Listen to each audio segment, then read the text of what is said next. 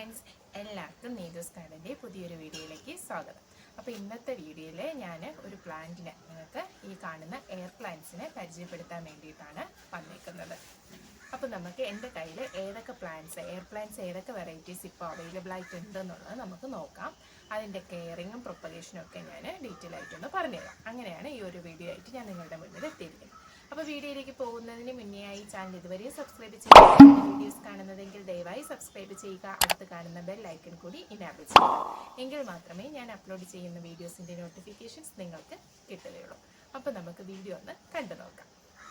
അപ്പോൾ ആദ്യത്തേത് ഈ കാണുന്ന ഒരു ടിലാൻഷ്യ വെറൈറ്റിയാണ്. ടിലാൻഷ്യയിൽ ഒരൊറ്റ വെറൈറ്റിയാണ് ഞാൻ ഇപ്പോൾ കാണിക്കുന്നത്. ഇത് വന്നിട്ട് മെച്യൂർഡ് പ്ലാന്റ് ആണ്. ഈ കാണുന്നതാണ് മെച്യൂർഡ് പ്ലാന്റ്. ഇതെല്ലാം അതിൻ്റെ ബേബി പ്ലാന്റ്സ് ആണ്. ഇങ്ങനെയാണ് ഇതിൻ്റെ തൈകൾ ഉണ്ടാകുന്നത്. ഈ മദർ പ്ലാന്റിൽ നിന്നും കുഞ്ഞു കുഞ്ഞു തൈകൾ ഉണ്ടാവും. ഇത് നമുക്ക് സെപ്പറേറ്റ് ആയിട്ട് ഇളക്കി മാറ്റി വെക്കാം.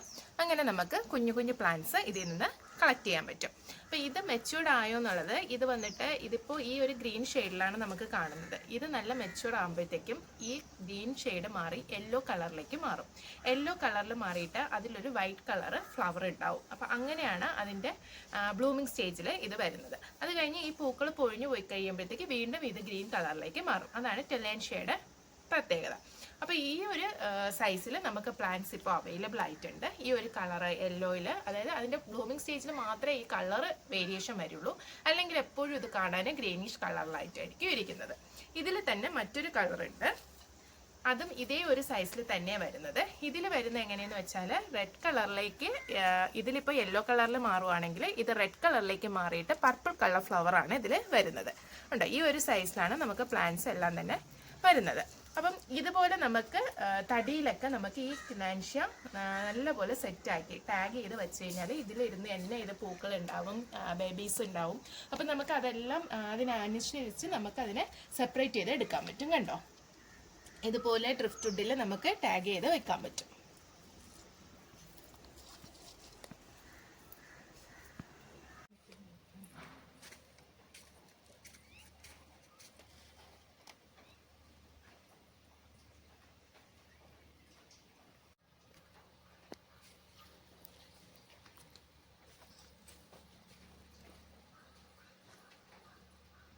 ഒട്ടുമിക്ക എയർ പ്ലാന്റ്സിൽ നമുക്ക് ഫ്ലവർ ഉണ്ടാവുന്നതാണ് കേട്ടോ.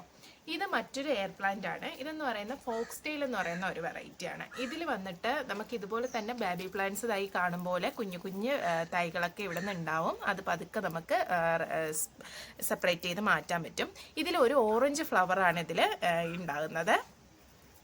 ഇതിലിപ്പോൾ കാണിച്ചിട്ടുണ്ട്, കണ്ടോ, ഈ ഒരു കളർ ഷെയ്ഡിലേക്ക് ഇതിപ്പോൾ ഫ്ലവർ ആവാൻ പോകുന്നത് കൊണ്ടാണ് ഈ ഒരു ചെറിയൊരു റെഡിഷ് കളറിലേക്ക് മാറുന്നത്. കേട്ടോ, ഇതിൽ ഇനി ലാസ്റ്റ് വന്നിട്ട് ഒരു ബഡ് ഓറഞ്ച് കളർ ഫ്ലവർ വന്ന് വിരിഞ്ഞ് അത് നിൽക്കും. അപ്പോൾ ഇതുപോലെ ഒരുപാട് കുഞ്ഞു കുഞ്ഞ് തൈകളുണ്ട്, ഞാൻ കാണിച്ചു തരാം.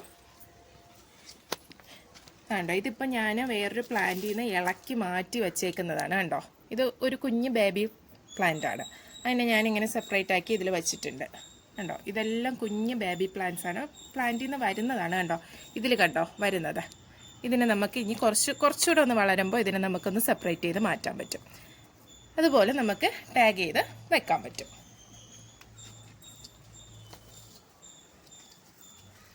ഈ മറ്റൊരു പ്ലാന്റ് ആണ് ഈ കാണുന്ന സിൽവർ റോസ് എന്ന് പറയുന്നത്. നല്ല ഭംഗിയാണ് കേട്ടോ, നല്ല പോലെ ഇങ്ങനെ ഇച്ചിരി വലിയ സൈസാണിത് കാണാൻ. ഇങ്ങനെ നല്ല ഭംഗിക്ക് വിടർന്ന് നിൽക്കുന്ന ഒരു വെറൈറ്റിയാണ്.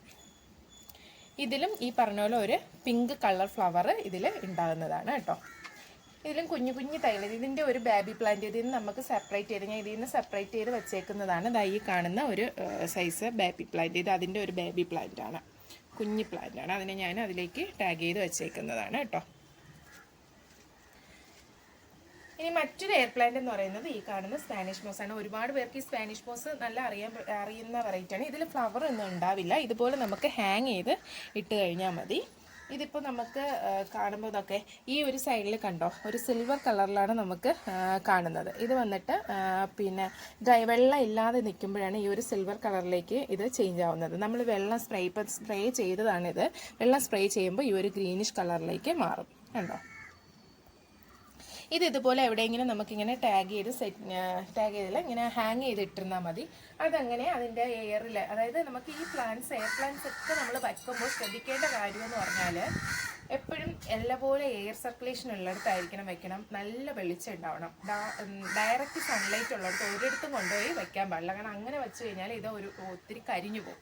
അപ്പോൾ നമ്മൾ ഡയറക്റ്റ് സൺലൈറ്റ് ഉള്ളിടത്ത് ഒരിടത്തും വെക്കാൻ പാടില്ല. ഷെയ്ഡ് ആയിട്ടുള്ള എന്നാൽ വെളിച്ചം വേണം. ലൈറ്റ് നല്ലോണം കിട്ടണം. ബ്രൈറ്റ് ലൈറ്റ് നമുക്ക് നല്ലോണം കിട്ടണം.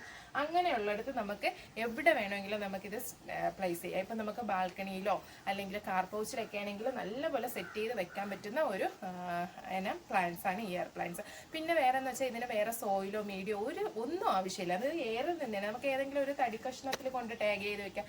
ഇല്ലാന്നുണ്ടെങ്കിൽ ടെറേറിയത്തിൽ നമുക്ക് സെറ്റ് ചെയ്യാം. ഇല്ലെങ്കിൽ ഒരു പോട്ടിൽ പെബിൾസ് ഒക്കെ വെച്ചിട്ട് അതിൽ വേണമെങ്കിൽ വെക്കാം. എല്ലാം വെറുതെ അങ്ങ് ഹാങ് ചെയ്തിട്ടാലും മതി. അത് അതിൻ്റെതായ രീതിക്ക് അവരങ്ങ് വളർന്ന് കയറിക്കോളും. നമുക്ക് വേറെ ഒരു ഫെർട്ടിലൈസർ, ഞാൻ അങ്ങനെ പ്രത്യേകിച്ച് ഫെർട്ടിലൈസർ ഒന്നും കൊടുക്കാറില്ല. അപ്പോൾ അങ്ങനെ ഫെർട്ടിലൈസറോ അങ്ങനെയൊന്നും മീഡിയോ ഒന്നും തന്നെ ഇതിന് ആവശ്യമില്ല. അവർ അവരുടേതായ ആഹാരങ്ങളെല്ലാം ഏറി നിന്ന് തന്നെ കഴിച്ച് അവരങ്ങ് ജീവിച്ചു പോകുന്ന ഒരു നല്ലൊരു പ്ലാന്റ്സ് ആണ് ഇത്. പിന്നെയെന്ന് വെച്ചാൽ നമ്മൾ ഡെയിലി അതിൽ വെള്ളം കൊടുക്കണം. വെള്ളം നല്ലോണം സ്പ്രേ ചെയ്ത് കരിഞ്ഞു പോകുന്ന ഈ ഒരു ചൂടത്തൊന്നും അത് കരിഞ്ഞു പോകരുതല്ലോ. അതുകൊണ്ട് നമ്മൾ നല്ലോണം വെള്ളം സ്പ്രേ ചെയ്ത് കൊടുക്കുക. അത് മാത്രം നമ്മൾ ശ്രദ്ധിച്ചാൽ മതി കേട്ടോ. പിന്നെ ഇനി ഒരു വെറൈറ്റി കൂടെ നമ്മളുടെ കയ്യിലുണ്ട്. അതെന്ന് പറയുന്നത് ഈ ഒരു വെറൈറ്റിയാണ്. ഇത് വന്നിട്ട് പിങ്ക് ക്വെയിൽ എന്ന് പറയുന്ന ഒരു ഹെയർ പ്ലാന്റ് ആണ്. കണ്ടോ, നല്ല ഭംഗിയാണ് കാണാൻ. ഈ ഒരു പോട്ടിൽ 3 ഷൂട്ടാണ് ഇപ്പം നിൽക്കുന്നത്. ഇതിൽ വരുന്ന ഫ്ലവർ കണ്ടോ, ഇതുമാതിരിയാണ് ഇതിൽ ഫ്ലവർ വരുന്നത്. ഇതിൽ പർപ്പിൾ പൂ വരും. ഇതിപ്പോൾ പൂ വാടിപ്പോയി കണ്ടോ. സൈഡിൽ ഓരോ പർപ്പിൾ പൂക്കൾ വരും. നല്ല ഭംഗിയാണ് കാണാൻ. ഇതിപ്പോൾ ഫുൾ പോട്ടാണ്. ഇത് വന്നിട്ട് സിംഗിൾ പോട്ടാണ്, സിംഗിൾ പ്ലാന്റ് ആണ്. ഇതിലിപ്പം 3 ഷൂട്ട് ഉണ്ട്. ഇതിലാണെങ്കിൽ സിംഗിൾ ഷൂട്ടാണുള്ളത്. ഇങ്ങനെ നമുക്ക് ഇത്രയും വെറൈറ്റീസ് നമുക്കിപ്പോൾ പ്ലാന്റ് അവൈലബിൾ ആണ്. ഇതിപ്പോൾ ഞാൻ ഇതിൻ്റെ സെയിലിൻ്റെ കാര്യങ്ങളല്ല പറയുന്നത്. ഇത്രയും നമുക്ക് അവൈലബിൾ ആയിട്ടുണ്ട്, സെയിലിനും ഉണ്ട്. പക്ഷേ ഇതിൻ്റെ ബാക്കി ഡീറ്റെയിൽസൊക്കെ നിങ്ങൾക്ക് വേണമെന്നുണ്ടെങ്കിൽ നിങ്ങൾക്ക് കോൺടാക്ട് ചെയ്താൽ മതി. ഇപ്പം ഞാൻ ഇത് മേടിക്കുന്നവർ ഒരുപാട് പേര് ചോദിക്കുന്നുണ്ട്, ഇതെന്ത് പ്ലാന്റാണ്, ഇത് എങ്ങനെ വളർത്തുകയാണോ, എങ്ങനെ ഇതിൻ്റെ കെയറും കാര്യങ്ങളൊക്കെ. അങ്ങനെ ഉള്ളവർക്കുള്ള ഡൗട്ട് ക്ലിയർ ചെയ്യാൻ വേണ്ടിയിട്ടാണ് ഞാൻ ഇങ്ങനെ ഒരു വീഡിയോ പോസ്റ്റ് ചെയ്യുന്നത്.